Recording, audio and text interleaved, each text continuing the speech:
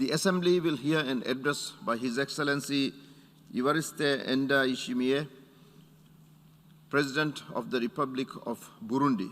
I request protocol to escort His Excellency.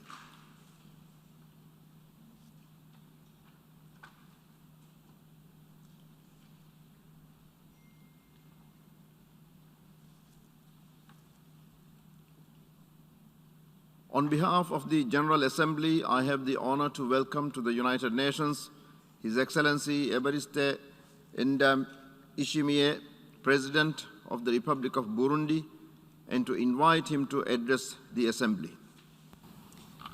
Loué soit Dieu le Tout-Puissant. Praise be to Almighty God, He who has allowed us to come together in this magnificent city of New York in order to participate in this meeting of our organization. President of the 76th session of the General Assembly, Your Excellency, Majesties, Excellencies, Heads of State and Government, Mr. Secretary General of the United Nations, Excellencies, Ministers, Heads of Delegation, distinguished delegates, ladies and gentlemen, all protocol observed. I wish at the outset to convey my warm congratulations to His Excellency Mr. Abdullah Shahid on his outstanding election to the presidency of the 76th session of the United Nations General Assembly. Burundi assures you, Mr. President, of its full, unwavering cooperation and wishes you every success and great fortune as you discharge your mandate, both professionally and personally. I am also delighted to convey the deep gratitude of my delegation to your predecessor, Ambassador Volkan Bozkır, on his excellent work conducted despite conditions rendered incredibly difficult by the COVID-19 pandemic. Allow me to take this same opportunity to convey my sincere appreciation to His Excellency Antonio Guterres, Secretary General of the United Nations, for the results he achieved in an international context marked by several grave crises and a fragile, tottering global economy. I wish him every success and good health as he discharges his second mandate. I also wish to thank the government and the people of the United States of America, particularly those of the City of New York, for the welcome and unparalleled hospitality we have been shown. Excellencies, Secretary General, distinguished delegates, ladies and gentlemen, this 76th session of the General Assembly is being held at a time when Burundi will celebrate the 60th anniversary of its independence and of its accession to the United Nations family. That celebration will be held next year. Consequently, it is the time to recall that the UN has played a major role in Burundi's history because since the end of the First World War, from the end of the First World War, Burundi was managed under the aegis of the League of Nations and then the United Nations. Poor administration of the colonial period had negative consequences for Burundi, which brought with them, at the very dawn of independence, social conflicts and several massacres whose wounds still struggle to heal. As the central theme of our general debate highlights, we do indeed need to return hope to our citizens. In Burundi, this means returning hope to our citizens not only in the face of the devastating consequences of the COVID-19 pandemic, but also returning hope to our citizens following the consequences of the series of crises that have unfolded in our country in full impunity. Consequently, this regular session of the General Assembly arrives for me at an opportune moment for my country, Burundi, because it provides us with a pleasant opportunity to share with this illustrious assembly the significant progress made by Burundi on the national, regional and international stage. As things stand, the restoration of peace, security, stability and social cohesion is a reality in Burundi. The only enemy which remains a threat to citizens, in addition to the COVID-19 pandemic, which is an enemy common to us all, is poverty. Alongside all our citizens, we have taken up the fight against poverty in order to achieve our ultimate goal, the well-being of Burundi's people. To achieve that goal, we have pinpointed a number of priorities, which we have enshrined in the roadmap entitled the Burundi National Development Plan 2018-2027. This is an ambitious and transformative program which could well expedite the socio-economic development process which has been underway since 2018. Allow me first to turn to good governance and social justice. To achieve these goals, the fight against corruption, misappropriation and the fight against impunity are among the priorities of a government known to be responsible and hard-working. As regards the fight against impunity and the prevention of social conflicts, Burundi has honed local justice mechanisms in order to allow all Burundi's people to have quick and equal access to equitable justice. Moreover, efforts have been made to ensure that we have a genuinely independent and impartial judiciary. We have sought to achieve this goal by rendering the Superior Council of the Judiciary operational. We should underscore here that as part of correcting the grave defects of the past, the government of Burundi is currently leading a process of transitional justice in order to aid all victims in Burundi. As part of managing the security situation, we wish to give particular emphasis to the issue of terrorism. Where this matter is concerned, Mr. President, it cannot be denied that success has been achieved. However, at the same time, we do need to humbly acknowledge that we are far from having developed a common, adequate and effective strategy to eradicate this scourge. In strategic terms, of course, terrorism cannot be justified. I remain convinced that beyond the military action that is necessary, the effective fight against terrorism involves fighting against radicalization, whose breeding ground is ignorance, poverty, youth unemployment, and illiteracy. The UN should undertake initiatives to combat poverty and issue strict sanctions against terrorist groups and all those who support them. As far as we're concerned, we are concerned by the proliferation of terrorism in the sub-region,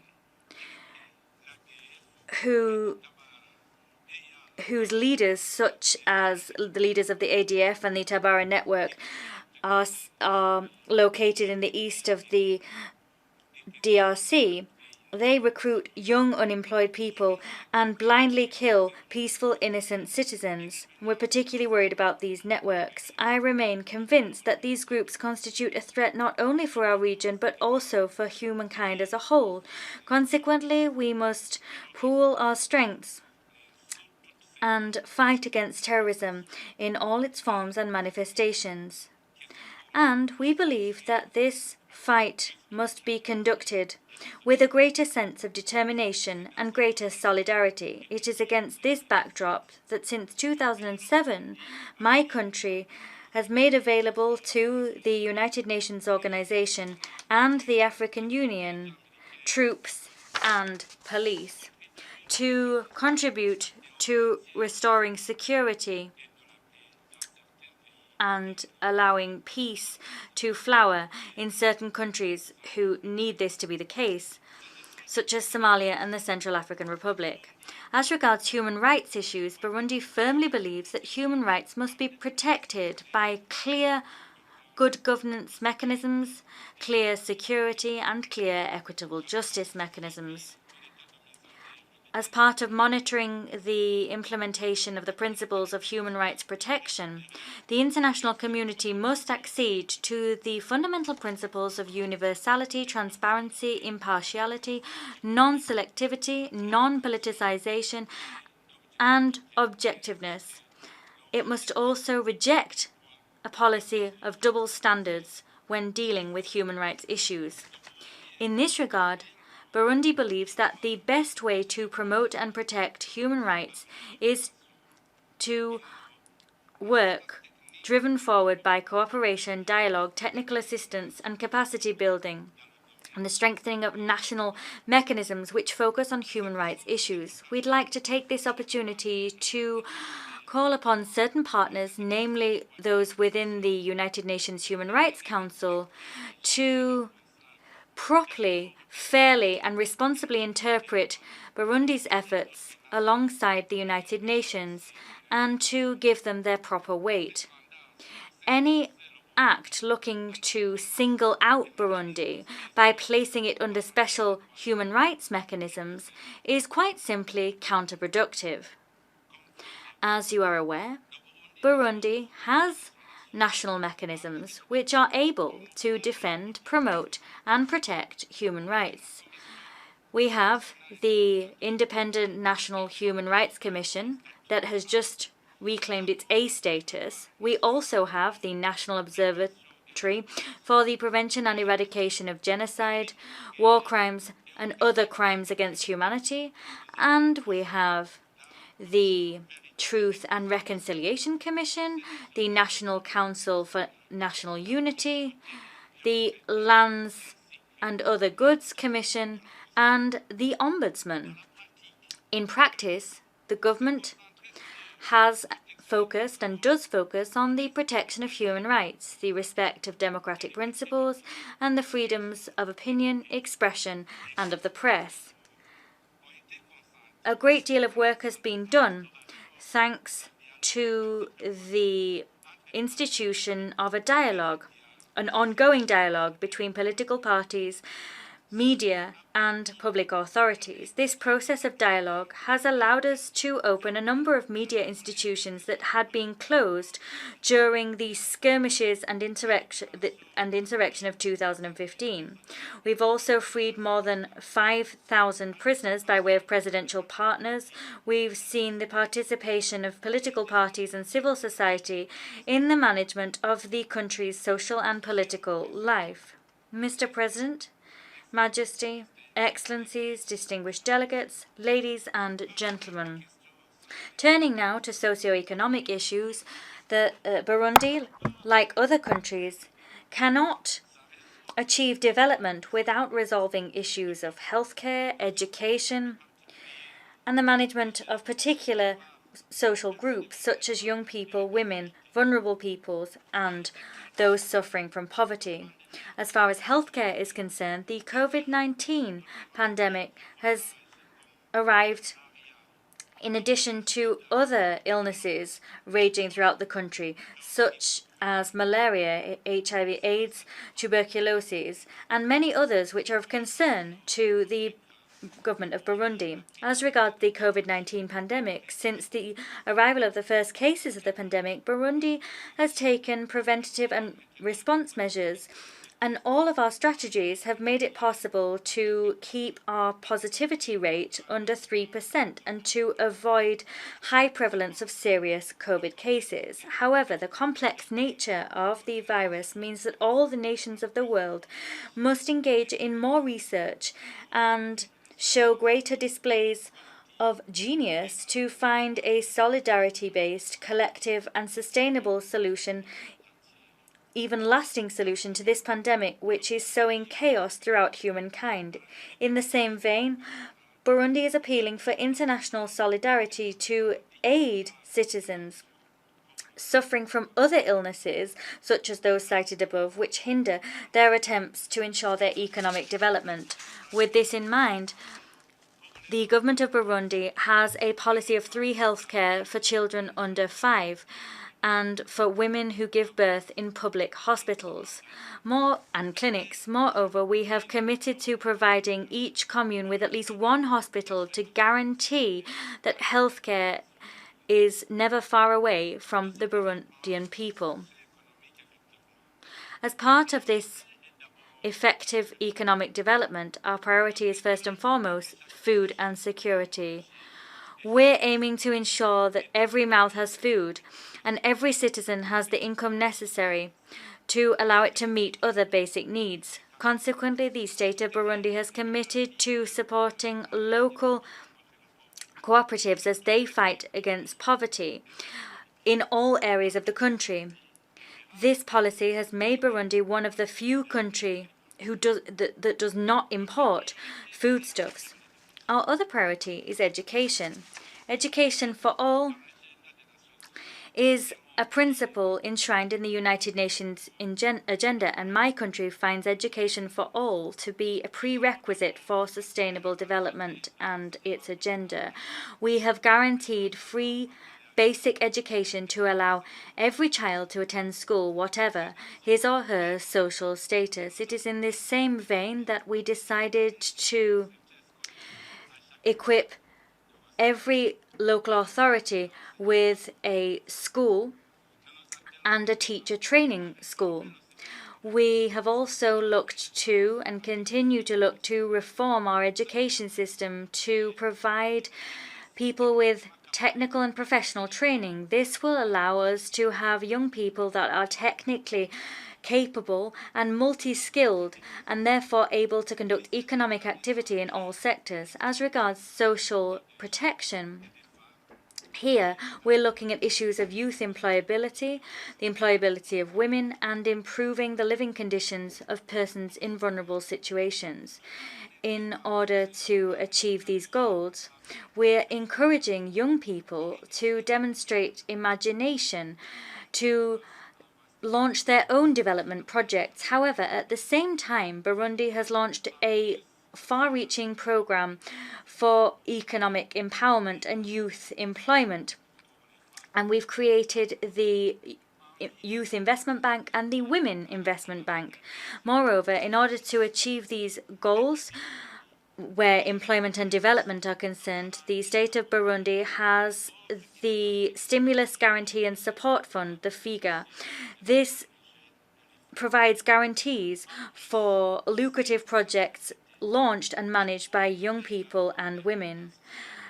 In addition to the aforementioned, Burundi is also focusing on the repatriation of refugees and the care of retired persons. Thanks to peace and security that have now returned to the country, Burundi's refugees and political actors are returning en masse to the country and are welcomed with love and dignity. Between July 2020 and today, more than 75,000 refugees have voluntarily returned to the country.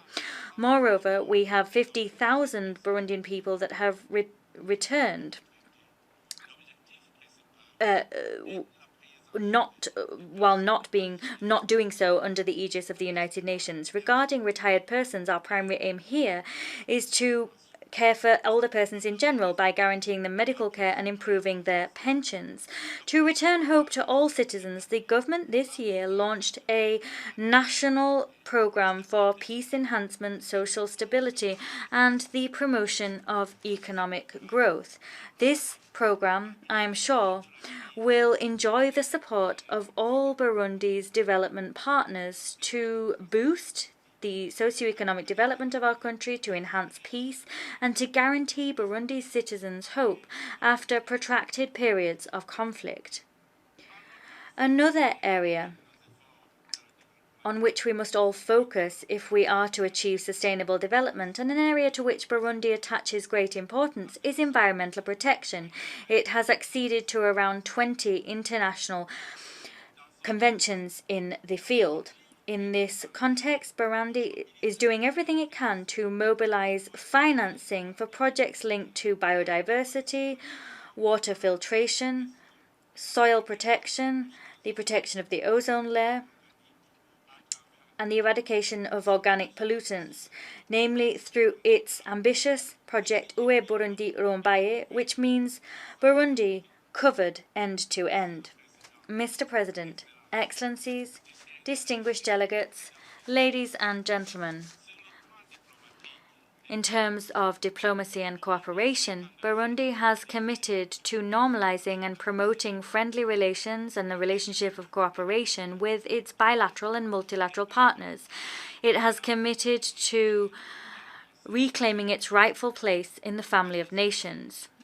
On this matter, my country once again commends the historic decision of the United Nations Security Council and of the African Union Peace and Security Council to withdraw Burundi from their political agendas, by way of recognizing that the country has returned to peace, security, and lasting stability. Moreover, Burundi welcomes progress already made in the process of normalizing its friendly relations and its relationship of cooperation with the European Union and its member states, and this through a political dialogue undertaken in a constructive spirit and on the basis of respect between the two parties. Where the continent is concerned, our country is delighted to have ratified the agreement creating the African Continental Free Trade Area. The ultimate goal of this area is to integrate all 55 states of the African Union within one free trade bloc. All of this will achieve the goals outlined in Agenda 2063, which aims to create a continental market with the free movement of people, goods and services, so crucial for the strengthening of economic integration. Consequently, Burundi, alongside Tanzania and the Democratic Republic of Congo, has placed itself in a better position to achieve all the aforementioned goals by launching the railway project which will link the port of Dar es Salaam to Burundi and the east of DRC. Before concluding, Mr. President, on an international level, Burundi supports the action undertaken by the United Nations Secretary-General to promote United Nations reform in order to breathe new life into this common organization and to render it more effective, more efficient, more accountable, and closer to the world's people. And we enthusiastically welcome his report on the common agenda, which he believes to be the starting point for our joint efforts. With this in mind, given that we are the only continent not represented in the group of permanent members of the Security Council, and given that we are, as a continent, underrepresented in the category of non-permanent members, Africa continues to weather the historic injustice of being excluded from this crucially important body for us all. To conclude, Mr. President, the state of Burundi reiterates its staunch commitment to the principles and values enshrined in the United Nations Charter, such as the sovereign equality of states, territorial integrity, non-aggression, political independence, and the resolution of disputes by peaceful means. Moreover, the state of Burundi renews its faith in fundamental human rights, in social justice, in dignity, in the value of human beings, in the equality of men and women in all their rights, as well as in the equality of nations. I thank you for your kind attention. May God bless you all. Many thanks indeed.